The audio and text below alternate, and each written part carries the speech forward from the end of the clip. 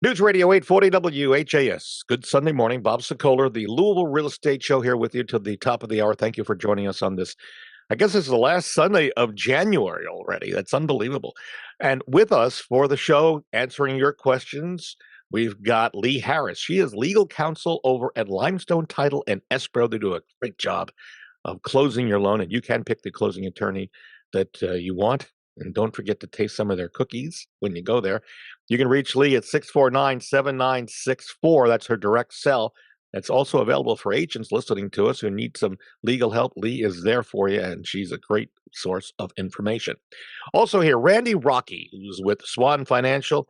And Randy and Swan do a great job of getting your loans to the closing table. In fact, Randy was just on the phone with one of our Sokoler clients just a few moments ago. So even on a Sunday morning, Randy is up working. You can reach Randy at 645-0736. And also joining us for the show, my son Greg is back.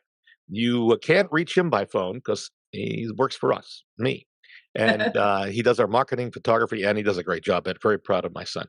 So that's good to have him here. And if you're thinking of selling your home, either it's now or maybe in the near future, maybe next year or beyond, don't hesitate to call me. We can help you get the house ready to sell. And you may not need to do anything, but if you do, we'll give you a list, kind of a plan of what to do to get it sold. And you can reach me on my cell phone anytime, 502-376-5483, or you can go to bobsellslouisville.com. Coming up a little later on today's show, folks, 20 things you need to know if you are moving or have moved to Kentuckiana, including what does Kentuckiana, the word, mean? In case you don't know, it's Kentucky and Indiana, right? Okay, that's pretty simple. Let's start off with the questions. We're still doing our COVID show, and that, of course, means that you can send me an email with your question. You can also call me, but you can send me an email, bob@wesellouisville.com, put radio question in the subject line, and the question itself goes into the body of the email. And you can also see a replay of this show visually, in addition to seeing it on, listening to it on 840 WHS, going to LouisvilleAnswers.com. That's LouisvilleAnswers.com. All right, the first question is an important one, especially for anybody who's thinking about getting a mortgage now or in the future, and you've had problems because the mortgage rates are a little higher than you want, or maybe a little more than a little higher, maybe a lot higher. Jeannie sent us an email. She heard us talk about a buy down of a mortgage in this email. She's asking, so Randy Rocky at Swan Financial, what is a buy down? Yeah. How does it work? And then talk about this buy down that you've talked about. Yeah. I think it's a perfect opportunity to talk about that. Yeah. So NMLS number 26362. So what we are doing, and it's really been really well received, actually even better than I thought. So you can get right now 4.75% as affected today's date, and a 5.9396 APR rate of 4.75 30-year fixed rate. And what it is right now, it's about a 2.2% buy down on with FHA is the buy down, and all the closing together with everything, you're looking around $19,000 or $20,000 on a $284,000 loan. The buy down means you're going to pay money up front to bring the interest rate down, right? 2.2% in this scenario I told you. Okay, so you're bringing it down from what's the current going interest? I know you've already mentioned your M&L less. Right. It's mid sixes, so mid 6.5. Let's say. So by 2 point something, you're bringing it down to either 4 or a little higher than 4. Am I right about that? 4.75. All right, 4.75. 30-year fixed. Now, to get that 4.75, the buyer has to ask the seller to pay, and I think you mentioned $19,000 or $20,000. Well, that's with all the closing costs and prepaid, the 3.5% down payment required on FHA, everything. So I just wanted to kind of give them a rough number minus whatever the seller concessions were. So all right, I know that maybe I shouldn't have got into all that. That's fine. It's perfectly fine. So now, let's spell it out here. So many buyers are going to say, whoa. The seller's going to pay $20,000 on my, I'm just rounding it up, $20,000 on my closing costs. No, they're not paying that. Right. So explain why they're not paying that. Right. So in other words, Well, the buyer in that situation can pay for that buy or down part of it. Got it. or all of it. Right. They can pay all of that, okay? But just to have it where they don't have as much money to the closing table, if we can on the example I just gave, the $284,000 example, Right. if they can help them pay 12,000 of that, now all of a sudden they're just basically bringing pretty much their down payment, which is 3.5%. All Right. right, So so let then me. you're only bringing eight or $9,000 to the closing table altogether. All right, but then you might the people listening right now, the sellers who are listening to us go, I'm not going to be paying Right, $12,000. But right. here's Great what you question. can do. Right. Yes, You can increase the price of your home by $12,000 to that's right. cover that. Now, there's only one negative. Greg, you want to explain what the negative is on that? Well, I mean, aside from the home having to appraise, Right. and possible multiple buyers in the market, and a market that is still, in most price points, a seller's market. I would exclude the caveat of the luxury market. That's rapidly shifting.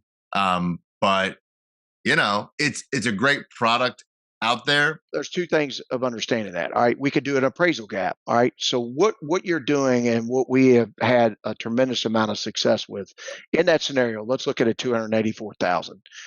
You tell the buyer that, hey, we're going to go out at $296,000 on this property. We're going to have 12,000 to help with closing costs and prepaids and to buy down the rate, so they have a net less payment.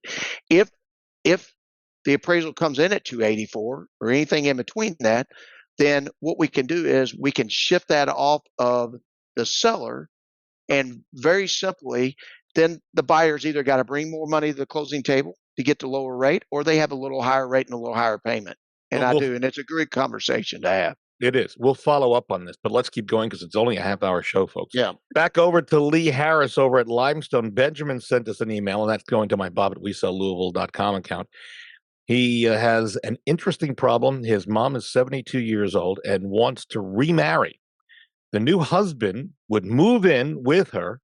Problem is, Benjamin is on the deed for the house, and he's wondering what happens to the house if his mom passes away. Lee? Well, if it's in survivorship with him and his mom, then the property would go to him as the survivor of that, in the survivorship deed. Um, so it really depends upon how that property is deeded.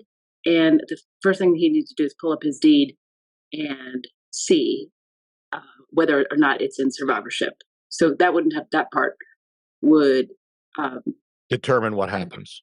right. Yeah. What happens if it's not in survivorship? Then the new husband, Yes. because we're in a dower, curtsy, or courtesy state. Right. So they would have potential to, based upon either she has a will and she could leave her portion of her property to her husband, or it would also be determined statutorily. There's a statute in Kentucky that states how properties are divided up once if somebody dies intestate, which is without a will. Mm-hmm. I think your key point here is for Benjamin to look at the deed, and then if it's not in survivorship, can it be rewritten at this point after the fact? She could have her spouse put on title, yes. Okay, so if this is a discussion that, Benjamin, you want to have with your mom. I don't know, with the new husband or not, but have it with your mom and see what her thoughts are and explain what your concerns are. It's got to be open like that, yeah. By the way, if you want to see what sellers are actually saying about us, we do these videos. I'm pretty happy with these videos. They're great pieces of information. Go to LouisvilleSellersTalk.com, LouisvilleSellersTalk.com. If you want to see what our reviews are, the written reviews, go to LouisvilleZillow.com or LouisvilleGoogle.com. Back over to Randy Rocky Patricia, first-time home buyer. She is wondering, what is the difference between pre-qualification and pre-approval? We've had this question in years in the past, but not recently. So pre-qualification, pre-approval. Tell us what it is, Randy. Pre-qualification is simply not verifying all the income and assets, not getting the actual records and getting the verification of employments to make sure that they are what they're telling us is true on income where that's a pre-qualification. Pre-approval is you've taken all those steps and basically verified all the information that they tell you as the client tells you. Yeah, and in this day and age, as Greg alluded to before, because of the competitive nature of a lot of the homes, you want that pre-approval, right? I was gonna say I couldn't tell you the last time I've actually heard term prequal because it's such an ancient thing that people know. You need a pre-approval because the prequal you could fib quite a bit, and then you're gonna get down to the nitty-gritty and things could fall apart. So whenever I hear the word prequal, I said, you mean pre-approval?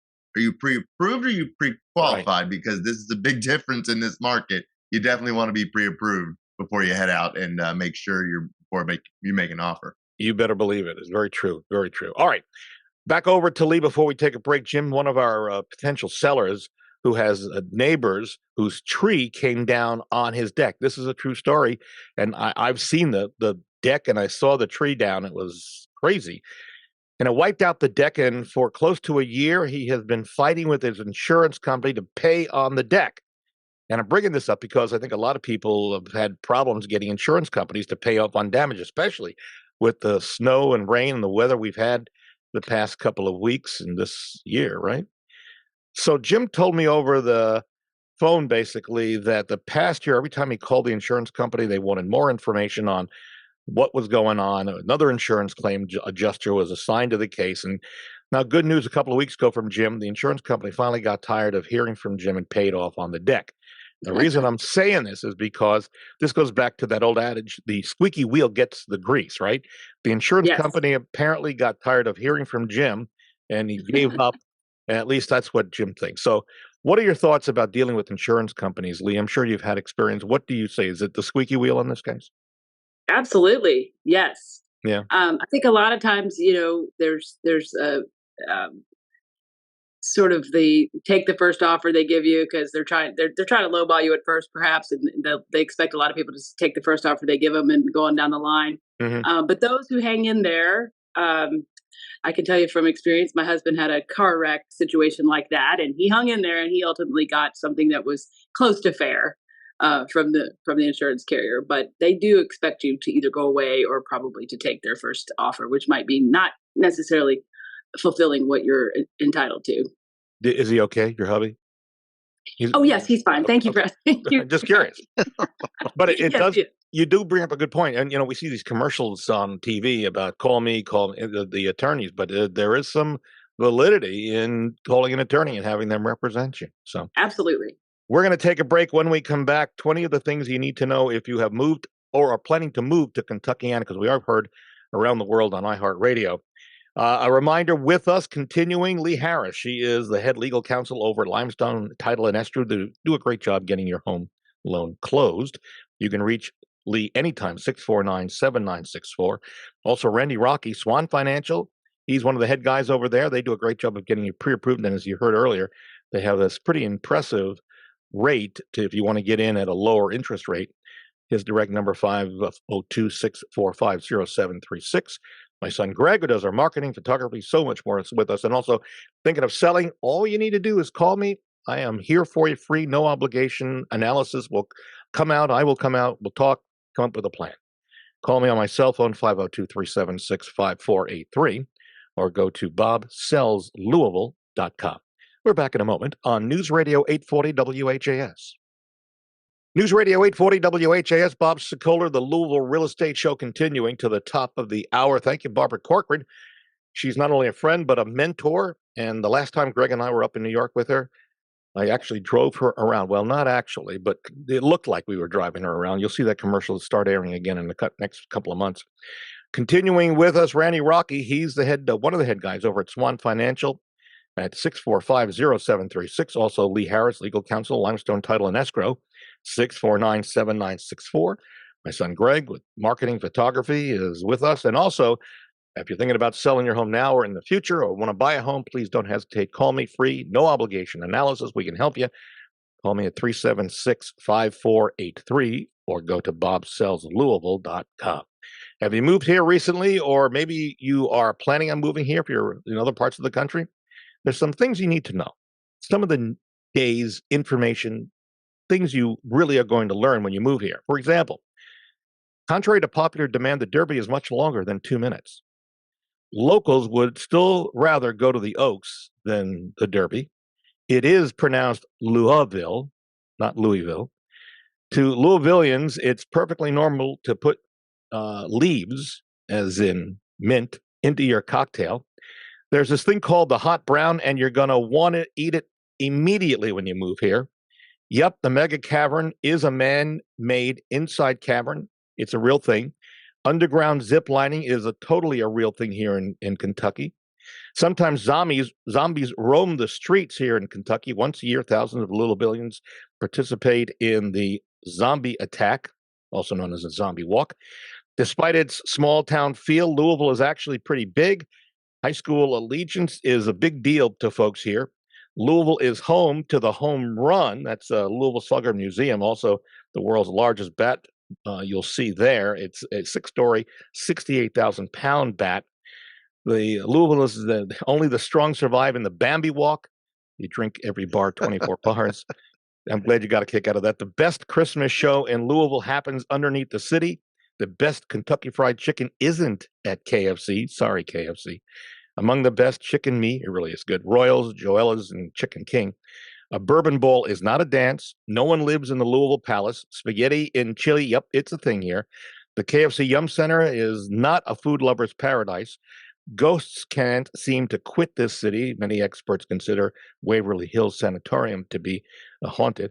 And one day it'll snow here. Next day it'll rain, and then it'll be sunny. And it's a weird weather mix. So those are some of the things you need to know if you're moving here. One thing I got to debate is the fried chicken. Okay. Yeah. You like none of those are originals like Indies. Okay. The true Louisvillians know Indies is the place to go if you dare to go get the best chicken in Louisville. Royals is also very good, but Joella's is a chain. We could debate some of the other stuff, but we move on. Yep. Can I tell my dad's favorite joke about Kentuckyana? Of course, go ahead. He always said, "Why did they call it Kentuckyana? Yeah, because they didn't want to call it Indiucky." Okay, yeah, we all politely laugh. Okay, very good. All right. This one's for Randy Rocky Swan Financial. Matthew loves history. He sent us a question in an email. He asks if he's able to get a mortgage or a historic or unconventional property like a castle or a lighthouse. Is that possible? A lighthouse, a castle is able to get a mortgage? Yes, it gets a little more difficult because of comps, because you have to have comparables. But in some situations we can, in some situations we can't. I know that's not a definitive answer. It's something that I would have to look at the castle, etc. Okay, yeah, it's tough. You need comparables, and they need 3 typically for an appraiser to give you the okay to close on a loan. So that's where, Matthew, the problem comes into play. Back over to Lee Harris. Over at Limestone, Olivia has lived in her home more than 30 years. There was no mortgage on it. She is not able to make payments on the property taxes. Now the house has been auctioned for delinquent property taxes.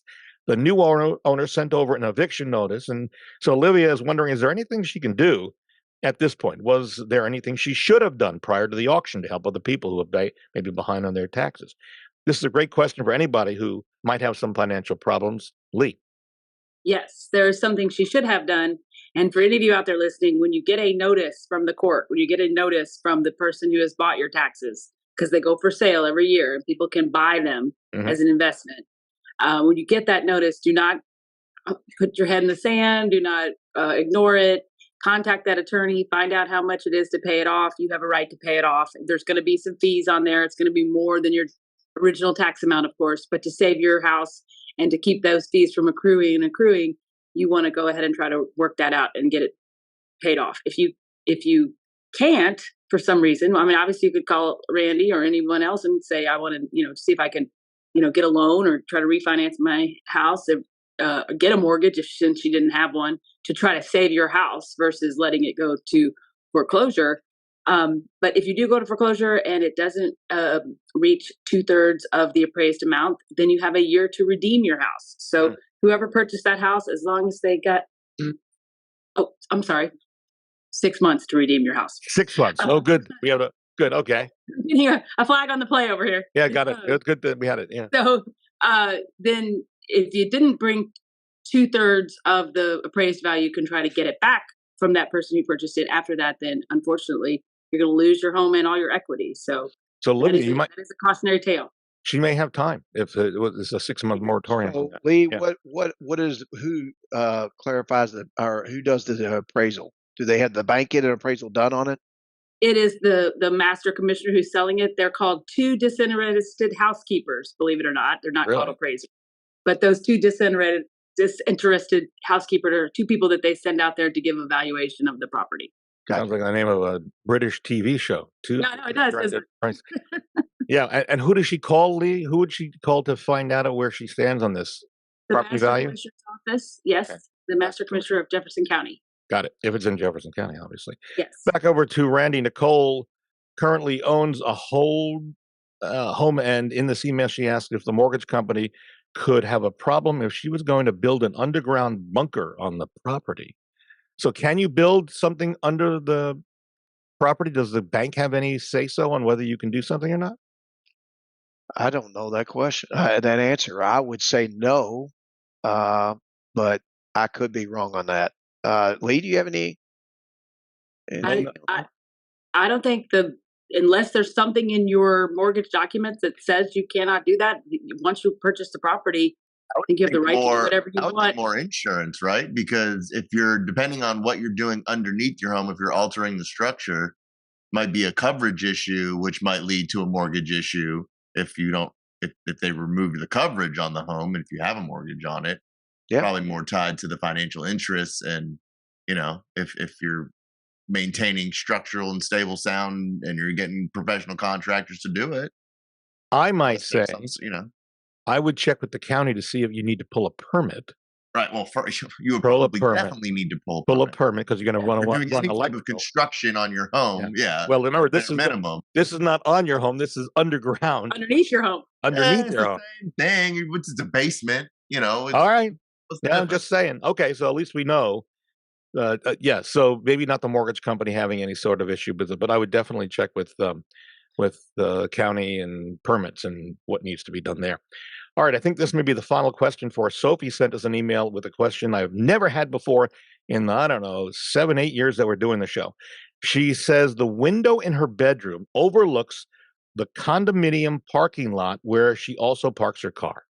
She believes, Lee Harris, that her neighbor actually backed into the corner of her car several months ago, but the neighbor would not admit doing the damage. So now fast forward to this past week, Sophie put a camera pointing out to where she parks her car so she can monitor to see if it gets damaged again, maybe even by that same neighbor. It's a smart move, right? I think that is smart.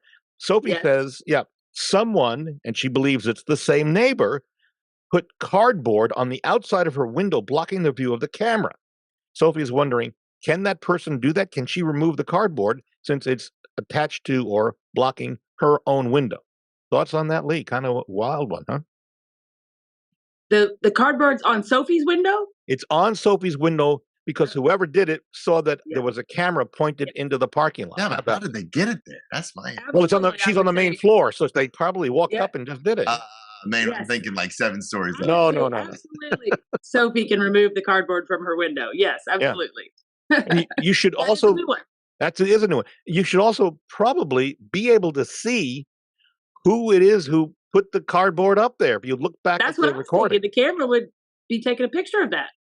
Yeah. Would there be any like common ground privacy laws?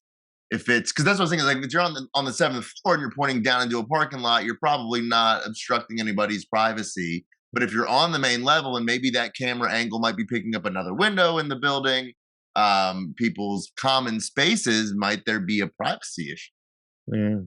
I don't know, but my concern. Here's what, Lee, you don't think so? No privacy. I think that they can't put cardboard to block her own window. No. Right, and in Kentucky, you're allowed to record as long as one person knows it's being recorded, and that would be this Sophie who knows this. But here's one final thought for you. Get a box, like a shoe box, right? Make sure it's dark inside. Then encompass the camera in the shoebox. Place the shoebox up against the window. And then put like blackout tape or cloth over the camera, with the exception of obviously with the lenses. We call this doing the most. Well, yeah, But MacGyver. Exactly. Well, so the person outside's not going to see that there's a camera, Yeah. right? Because it's be dark inside. Or try to mount it up, and if you're really hard up, try to mount it up high in the corner where the person maybe not be able to reach with that ladder. That's a new one on us, folks. But hopefully that helps you, Sophie, somehow. Yeah, go take that cardboard down. We're out of time. My thanks to Lee Harris, who is legal counsel over Limestone Title and Escrow. She does a great job. They do a great job closing loans. You can pick the closing attorney. 649-7964 is their direct cell. Randy Rocky, he is one of the head guys at Swan Financial, does a great job in getting your loan pre-approved, approved, and then closed over at one of our great closing attorneys. You can reach Randy 645-0736. My son Gregor does our marketing, photography, and so much more. And with photography, he knows cameras, so that's a good thing. And you can reach me if you're thinking about selling your home now or in the near future or next year, whatever, and maybe even buying.